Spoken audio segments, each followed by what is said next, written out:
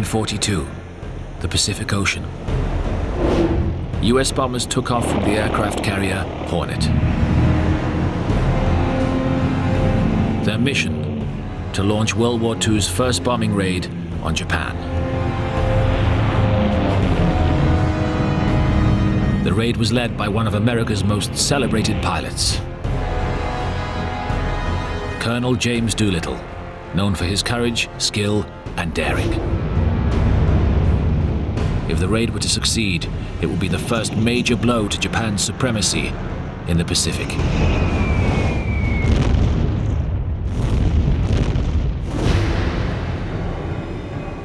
But it was a huge gamble. The planes were not designed to take off from a carrier.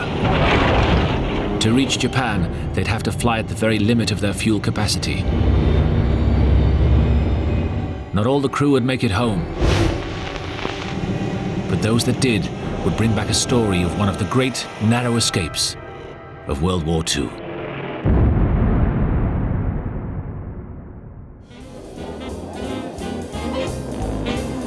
Winter 1941. America was at peace.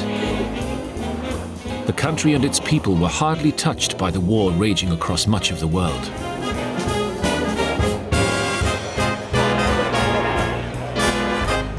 But all this changed on December the 7th.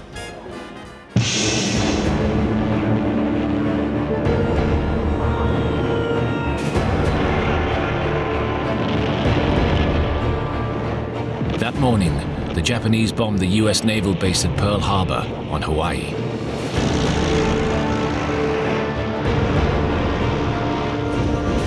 The American Pacific Fleet was severely damaged. America was shocked and humiliated. Carol Glines is a former pilot and expert on the period. The attack was such a surprise. There were ships sunk in the harbor and hundreds of men were killed. I think the total was about 2,400 men killed and hundreds injured. It was such a shock that we couldn't believe that it happened. Yet even as America assessed the damage, Japan was chalking up further victories across Southeast Asia.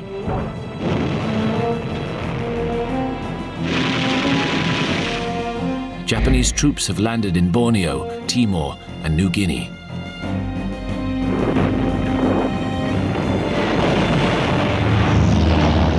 They've captured the strategically important Pacific islands of Wake and Guam.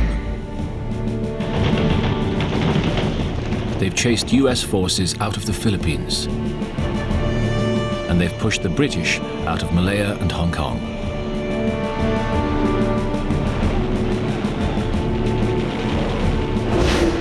Richard Overy has written extensively about the Second World War. To the Americans, who for a long time had just assumed that, the Pacific was really their sea, that they dominated it, this was an extraordinary shock, and they were watching their strategic position rolled up in a matter of weeks.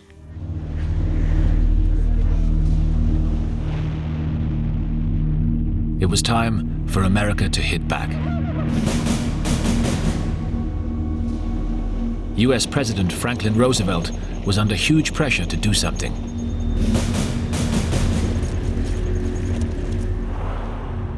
Something had to be done, and he wanted his generals and admirals to know that he wanted something to happen as fast as they could get it together. The sense in America was, of outrage. We're going to do something with these people. Roosevelt urged the military to bomb Japan. But that was not so easy. Japan is over 3,000 miles from the nearest US military base, far beyond the reach of even the longest-range US bombers. The Japanese seemed untouchable.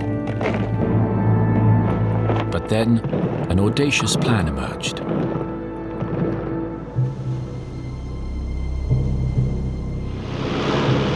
Suppose a bomber could be transported to within striking distance of Japan on an aircraft carrier, and then used to mount a bombing raid on the Japanese mainland. it was an extraordinary idea. Carriers were designed to carry small fighters. Nobody had ever put a heavy bomber on one before. It was an idea that raised 1,000 questions. Was the flight deck long enough for a bomber to take off? Could bombers return and land on the carrier? And could the carrier get close enough to Japan without coming under attack? US commanders explored the possibilities.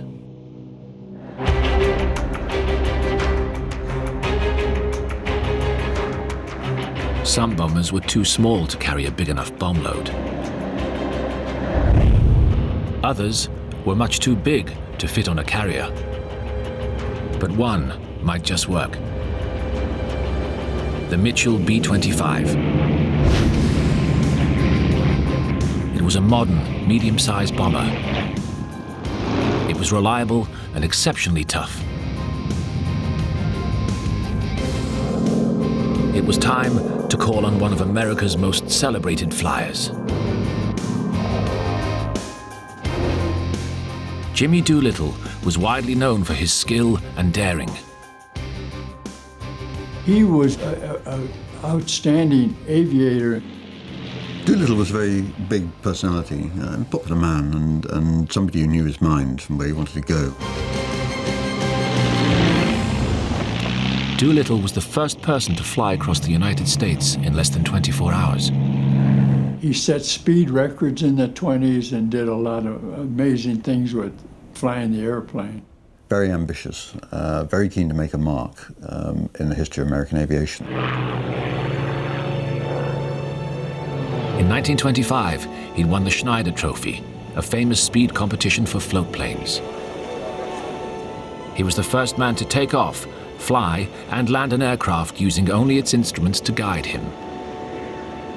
And he was at the forefront of aviation technology. He was the man who pioneered high-octane, 100-octane fuel, a breakthrough which was really critical later on for the Allied Air Forces. It had made him a celebrated and fated aviator. But this was going to be something entirely new, even for him.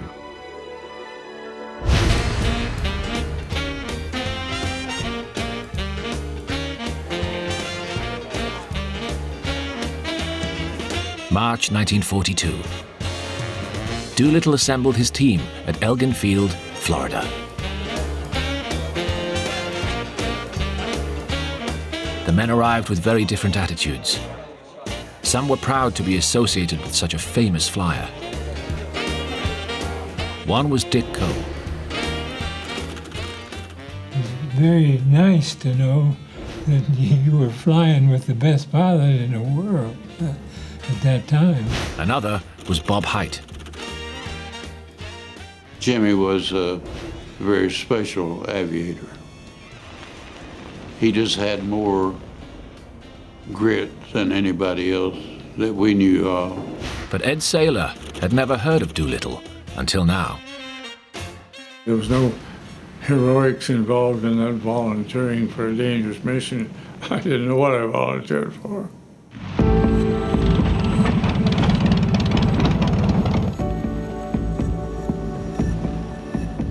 What pulled these very different men together was a common commitment to the war effort. It was a dangerous mission from which they might not return. Well, in those days, that was the way you thought. I'll go, let's go. And that was the attitude of most people. But they faced a huge challenge. Nobody had ever attempted anything like this before. As the crews explored the possibilities of their B-25s, one problem emerged almost immediately. The aircraft could take off from a carrier, but it couldn't return and land on it. There was no way a B-25 could come back to a carrier and make a safe landing. The big difference was fighters were small and maneuverable. Their wings could be folded for easy storage. But bombers had fixed wings and were too big to be stowed below deck. If the raid was to work, the bombers wouldn't be able to return to the carrier. They'd have to fly on to the nearest friendly landing strip.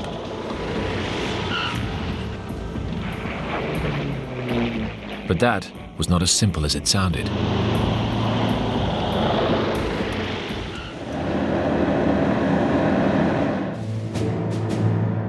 The plan was for the carrier to take the planes to within 400 miles of the Japanese mainland, fly to Tokyo, and then fly another 1,500 miles to China, the nearest place of safety.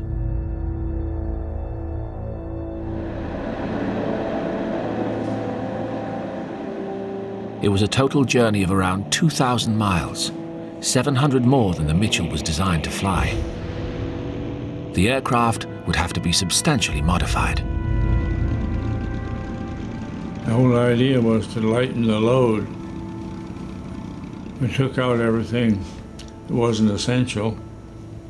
The airplane had a lower gun turret on it, took that out and put a 65-gallon gas tank in its place. And we left off the gunner and the radio man, which turned out all right, but it was kind of strange. Each plane would end up with an additional 225-gallon leak-proof rubber fuel tank in the top of the bomb bay. A second, collapsible 160-gallon tank in the crawlway above the bomb bay. And a third 65-gallon tank in the lower gun turret, which would be topped up from 10 5-gallon cans carried in the rear compartment. The extra fuel would give the Mitchells a range of 2,400 miles, just enough to reach safety. But these changes added a new problem.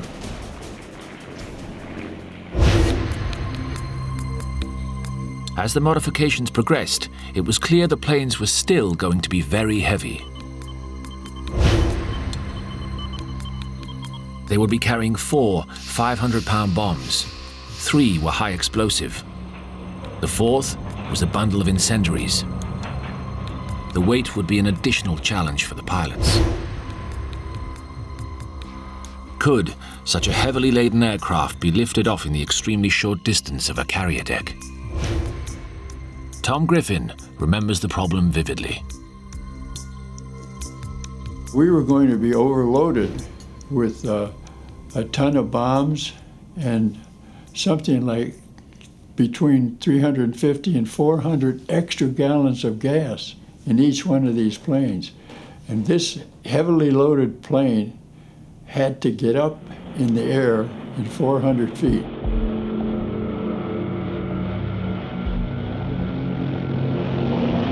The pilot would simply have the yoke in his belly and full flaps, full throttles, and we'd go down the airway and the plane would waddle in the air. We had a couple where planes didn't quite get airborne and slipped in and damaged the planes, but other than that, nobody was hurt.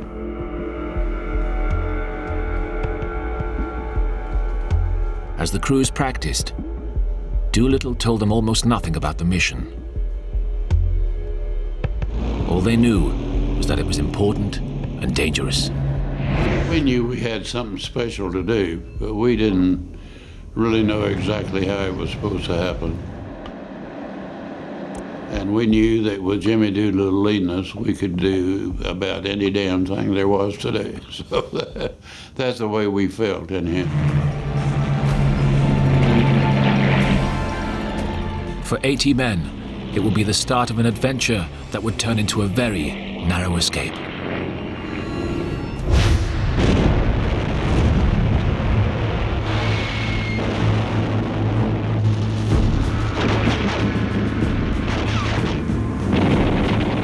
Meanwhile, across Southeast Asia, the Japanese war machine continued to roll on.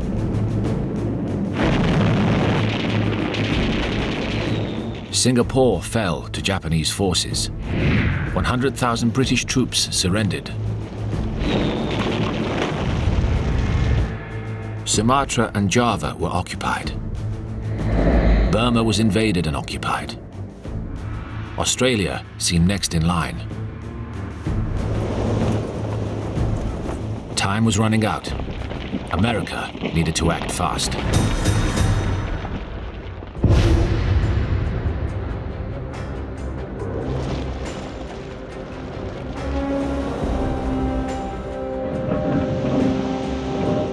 April the 1st, 1942. Doolittle's mission finally set sail aboard the U.S. carrier Hornet. It was bright and sunny, and if there had been any Japanese spies around, I guess they were asleep. It was quite a sight to see. The 16 B-25s were stored on the deck. When those airplanes were parked and tied down so that they wouldn't rock in heavy seas and get damaged just being on the deck, and they filled up that deck. Only now were the flight crews told about their mission. The loudspeaker on the carrier came on and said, "This carrier is going to Japan and we're going to bomb targets there." And a great cheer went up, and the sailors, who were very unhappy about this assignment, they didn't know where their great carrier was going, but they had heard that we were going to go to Pearl Harbor and sit around there to protect Pearl Harbor. So this was a wonderful change of plans.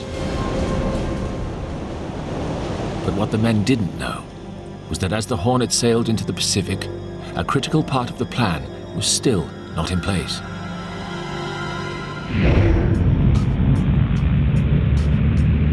The operation called for the B-25s to land at small airfields near the Chinese town of Quchao. Here they'd refuel and fly on to China's wartime capital of Chongqing, where they'd be donated to the Chinese war effort.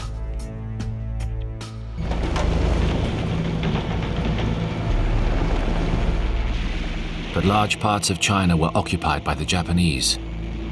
The Chinese leader, Chiang Kai-shek, was worried about provoking further Japanese attacks. When the request for air bases was made, Chiang was very reluctant because he could immediately see what was going to happen.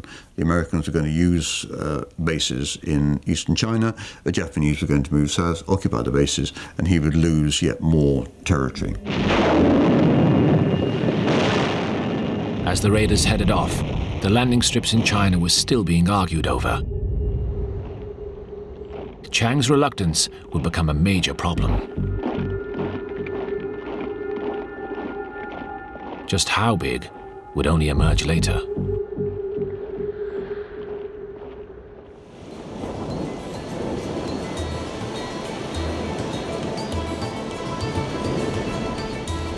April the 12th, 12 days after setting out, the USS Hornet linked up with a second carrier, Enterprise, and an escort of cruisers and destroyers.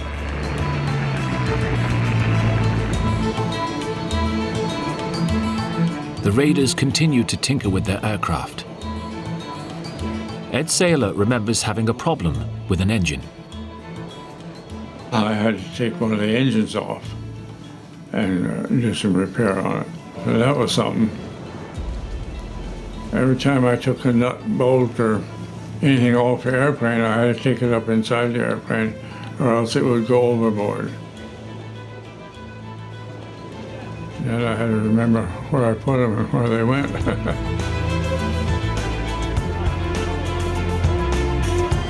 On April the 17th, there was a small ceremony aboard Hornet. Japanese medals, donated to US servicemen during a state visit to Japan in 1908, were ceremonially strapped to one of the huge 500-pound bombs.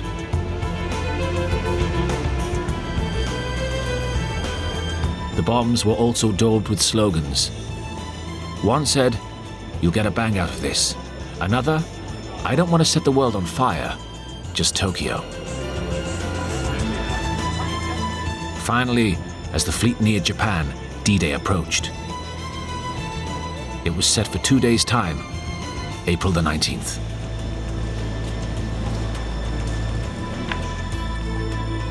But then there was an emergency.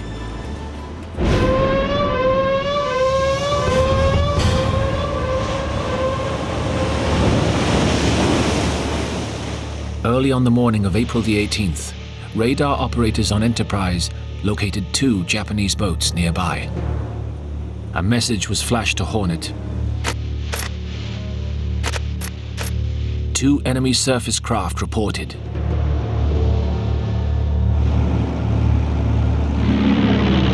At dawn, Enterprise sent up reconnaissance aircraft to check what was going on.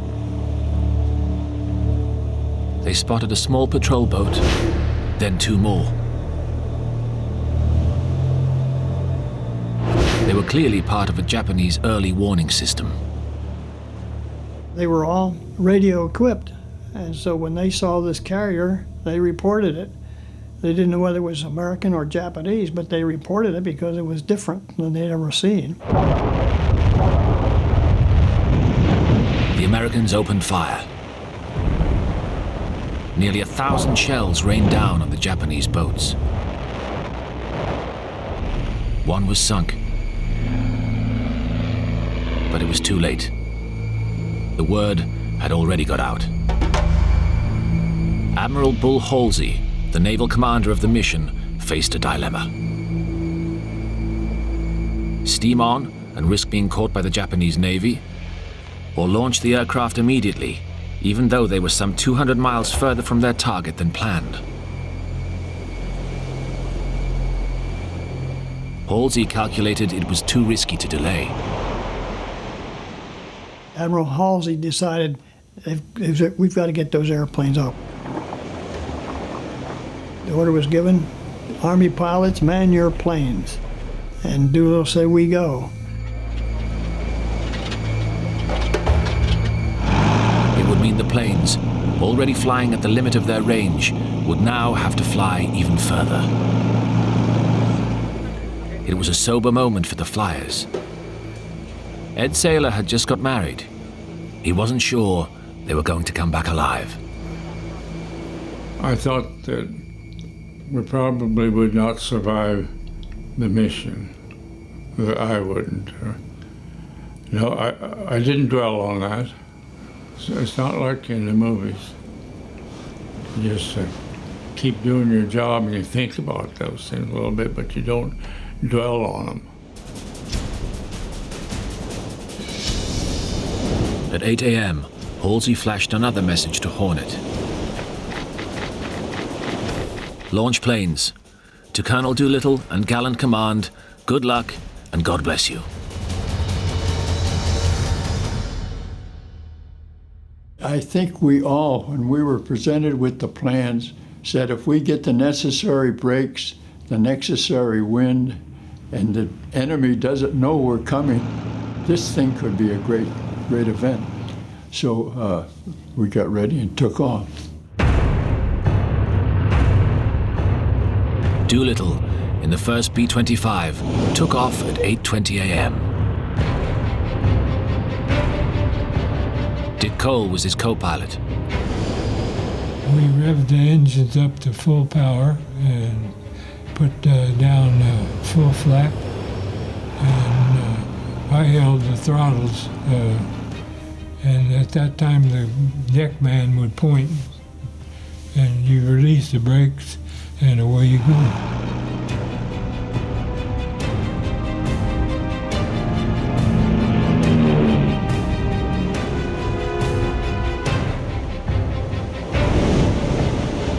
"30-foot waves had turned the carrier into a seesaw. The other aircraft followed at approximately 4-minute intervals. It was rough. When the ship was down, the water would come up over the deck and made a slippery deck. And that was not easy. The Navy had put down mats sort of that would prevent skidding. A man at the end of the deck with a flag timed the dips so the aircraft could take off when the deck was rising.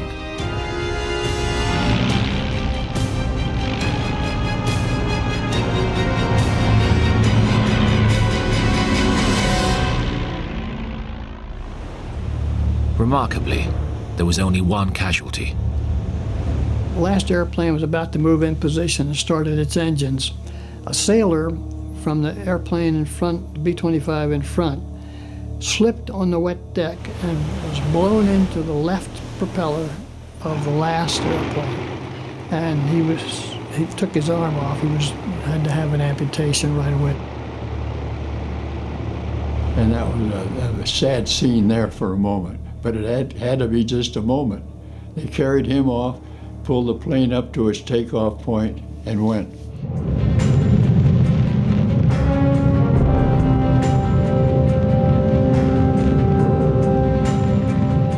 Once airborne, the pilots began to recalculate their flying distance and fuel capacity. Ted Lawson, the pilot of plane number 7, would later write one of the definitive accounts of the raid. It took some figuring, quick figuring, and the sums gave me a sudden emptiness in the stomach.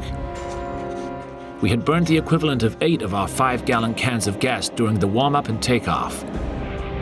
40 precious gallons gone before we were on our way. But there was no time to be afraid. Everybody had a job or a position on the plane, and you were just busy. That's all I was doing, concentrating where we were. That was my job, and how to get to where we wanted to go. Most of the planes were destined for Tokyo, but 4 would peel off to attack Yokohama, Osaka, Kobe, and Nagoya.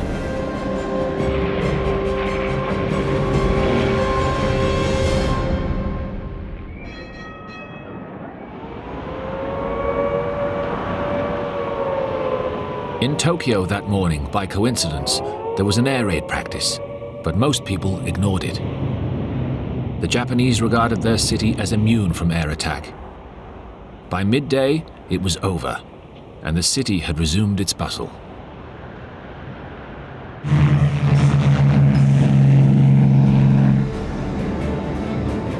But at the same time, the US planes were arriving over the Japanese coast.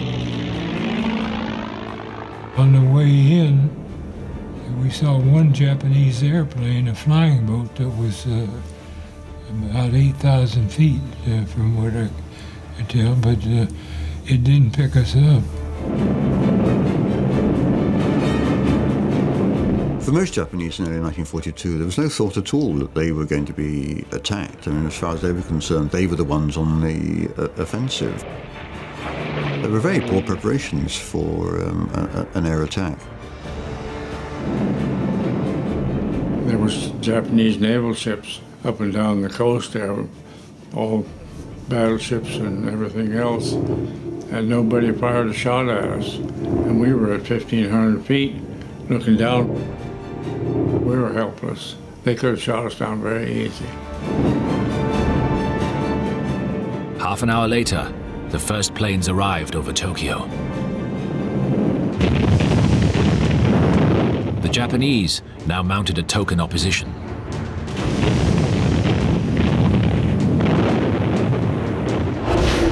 Dave Thatcher was in plane number 7. And over Tokyo, we ran into quite a bit of anti-aircraft fire, but it wasn't very accurate. They hadn't had any practice yet, I guess. They were manning their anti-aircraft towers and shooting us, and their shells were bursting in the streets, actually. They did probably as much damage as we did to the city. As the US planes approached their targets, they climbed to 1,500 feet before dropping their bombs. The maneuver was designed to stop them being hit by their own bomb blasts. The first bombs fell at about 12:30 p.m. It took each plane a mere 30 seconds to drop its load. We dropped our bombs and didn't hang around to see what the damage was.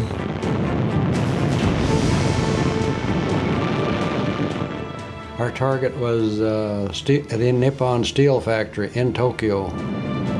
Still, the Japanese resistance was only token. Two looked like fighter planes were sitting there behind us, tailing us, following us, and they stayed there for a few minutes and then left. They sure didn't try to shoot us down.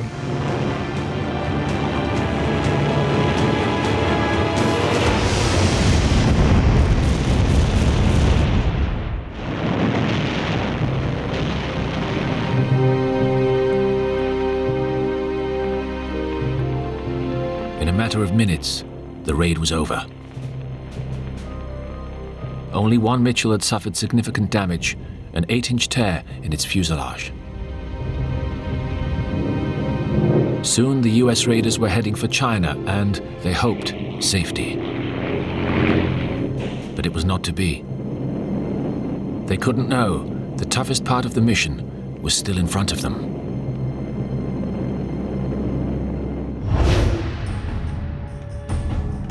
The planes left Tokyo along a pre-planned route designed to confuse the Japanese about their final destination. Flew southwest along the coast of Japan. We didn't fly over land, but we kept it within sight until we finally reached the southern tip of Japan and then headed west to China. Their destination at Chuchao was some 100 miles inland. But almost immediately, they hit a fuel-sapping headwind. We figured at that time when we started across the China Sea, we were going to run out of gas about 100 to 150 miles short of China.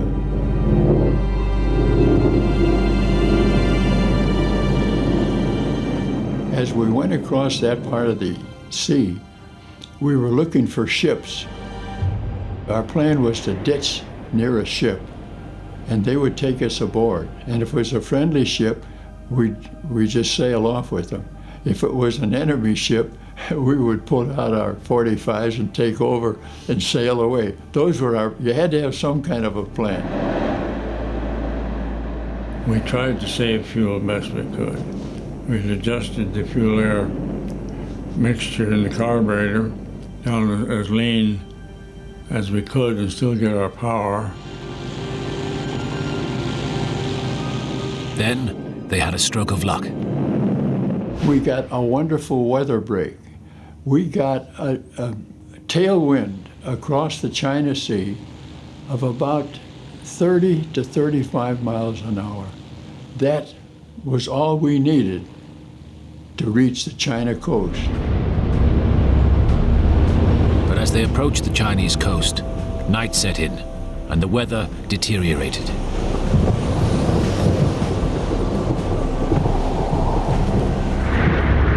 More seriously, there were no signs of the promised airfield lights. It was a storm. We could hardly see our wingtips. All we could do was to fly into that storm until we ran out of gas.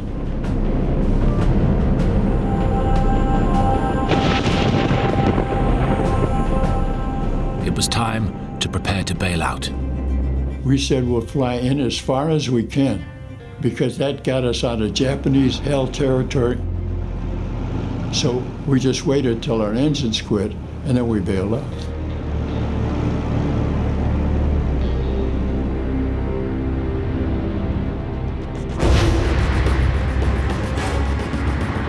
When the time came to bail out, Doolittle gave the signal and wished everybody good luck. It was a tremendous risk for each airplane and a tremendous decision, command decision for each pilot. Okay, fellas, we're low on fuel, we can't make it. For all of the men except Doolittle, it would be their first ever parachute jump.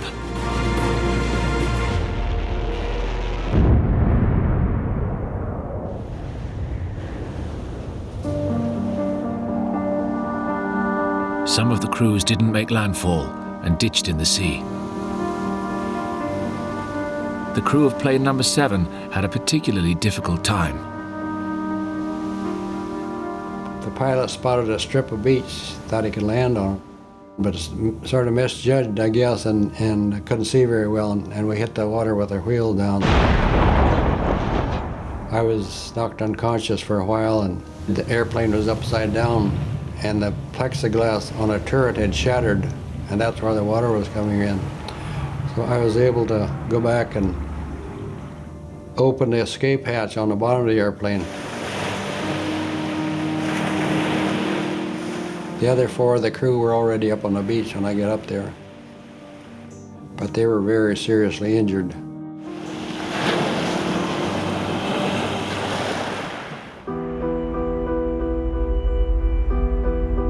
It would later emerge that the Chinese end of the operation had been a fiasco. They were still working on the airstrips. None had been lit or fitted with homing beacons. In all, 13 crews bailed out over land and 2 ditched in the sea. The one remaining plane landed in neighboring Russia.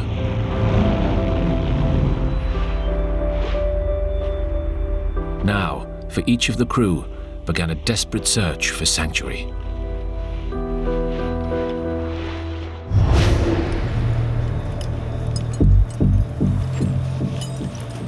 Doolittle landed on a dung heap and escaped unhurt. But he was convinced the mission had been a disaster. He later wrote, "I felt lower than a frog's posterior. This was my first combat mission. Planned it from the beginning and led it. I was sure it was my last." He thought that the mission was a failure because he had lost all his airplanes. One of the first problems the crews faced was linking up with each other.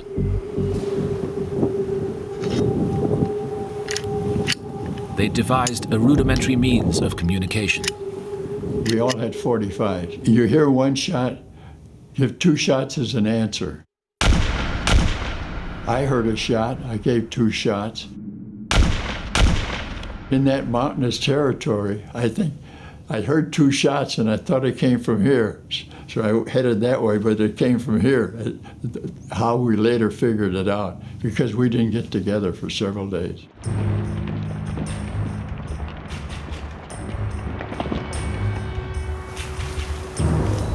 Yet even as they looked for each other, the Japanese were looking for them.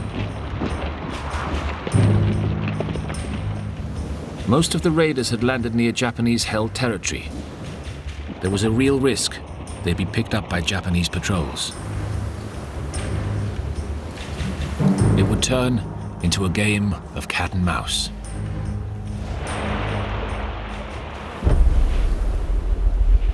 Some linked up with Chinese resistance fighters.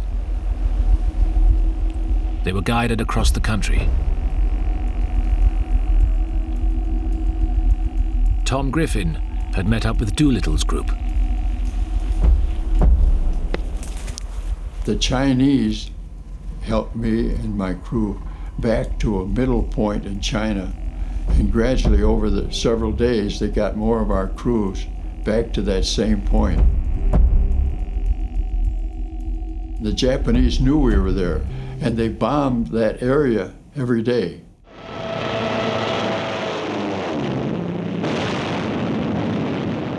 But despite the Japanese bombardment, nobody was hurt. Doolittle and a small band of men were taken by land and then by boat.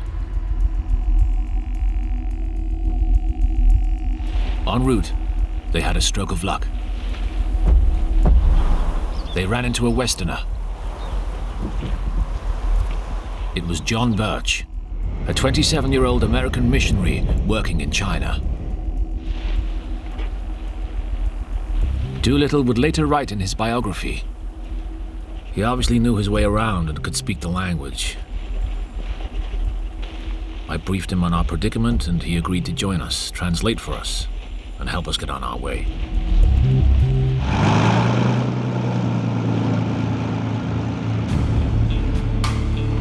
With Birch's help, Doolittle and his crew were airlifted to the Chinese wartime capital at Chongqing.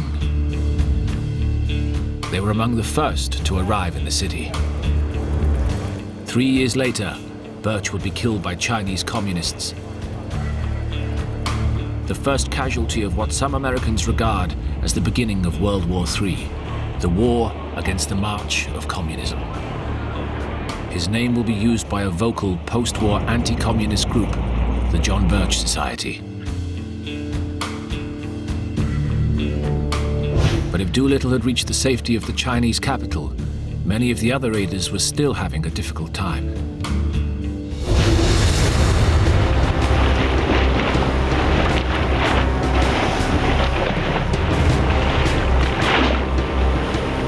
Ed Saylor, the engineer gunner in Plane 15, had crashed in the sea. He couldn't swim. You get splashed under by the waves and then surface again and spit out the salt water, look around, and after an hour or so we got on shore. Didn't feel a thing.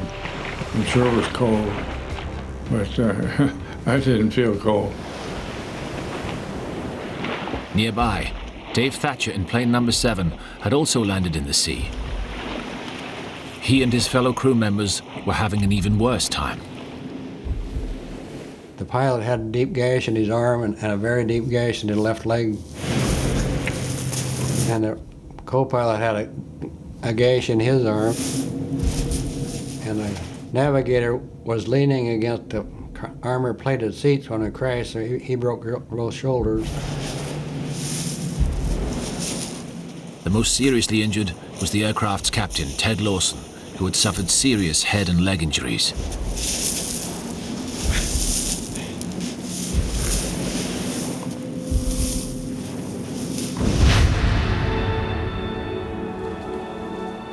But they too were later picked up by the Chinese resistance.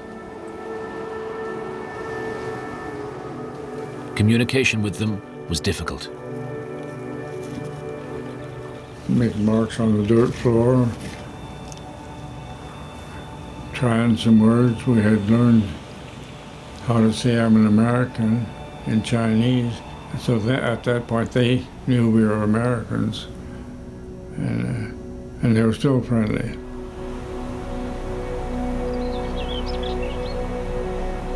Over the next few weeks, the injured raiders were moved from village to village. We slowly made our way across China. No transportation.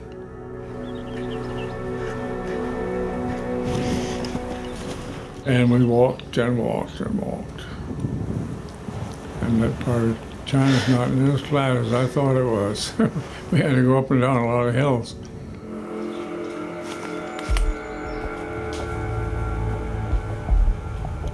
At one point, they had to dive for cover from a Japanese patrol.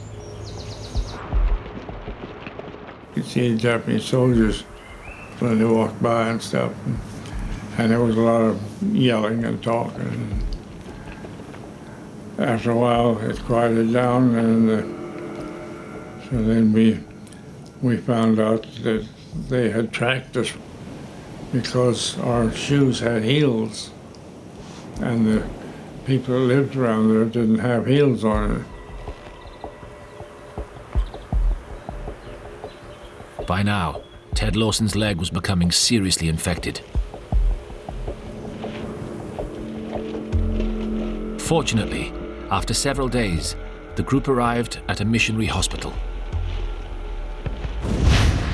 Here, they ran into another survivor, the mission's doctor, Thomas White.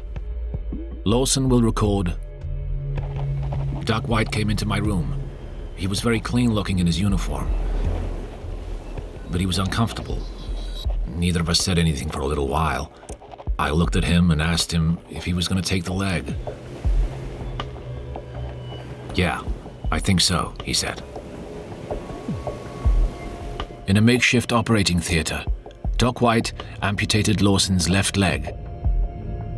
Ed Saylor heard about it firsthand. The doctor really done a job there.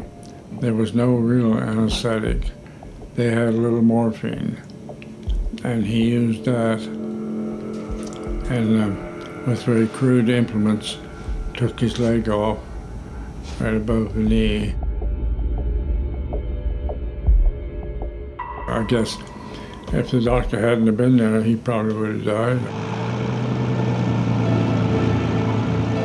Finally, weeks later, Lawson and his group were airlifted to Chongqing to join the rest of the raiders. They were among the last of 64 Doolittle Raiders to reach the safety of the city. 16 were not so lucky. 3 died bailing out. 8 were captured by the Japanese. Only 4 of them would return to the United States at the end of the war. One was Bob Hite. We ran out of fuel and were actually trying to find our way in China. And the Japanese had the place surrounded. And they saw us and captured us. It wasn't a very happy time. Finally, the 5 men who had landed near Vladivostok were held by the Russians for the rest of the war.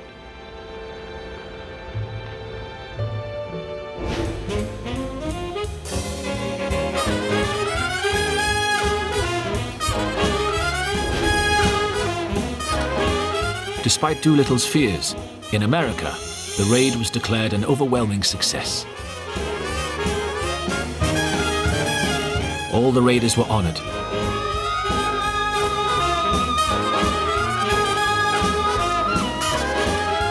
Doolittle was promoted to general and became a national hero.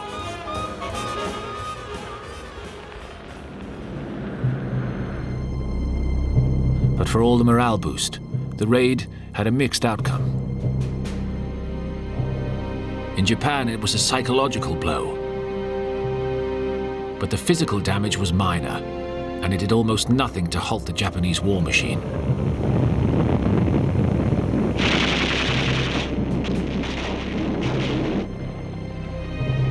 It's in China that the real physical damage was done. Here, the Japanese wreaked a terrible revenge for the country's cooperation with America. 20,000 square miles of countryside were ravaged. As Chiang Kai-shek had expected, of course, the Japanese acted. They thought the Chinese had been complicit. They were angry at what had happened. And they did what they'd done every time they punished the Chinese. They burnt villages down, they murdered the villagers, they stole all the crops and livestock. So the Chinese did pay quite a substantial price. The figures are disputed, but on some estimates, several 100,000 Chinese soldiers and civilians were killed.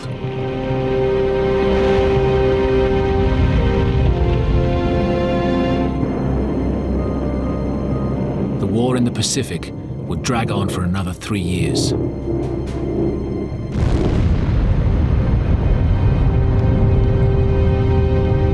Until America dropped a much bigger bomb on Japan.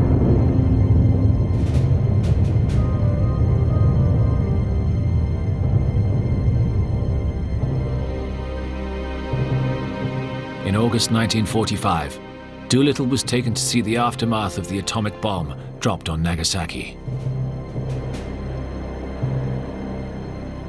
It was America's final victory in the Pacific, a victory that had started 3 years earlier with Doolittle's daring raid on Tokyo.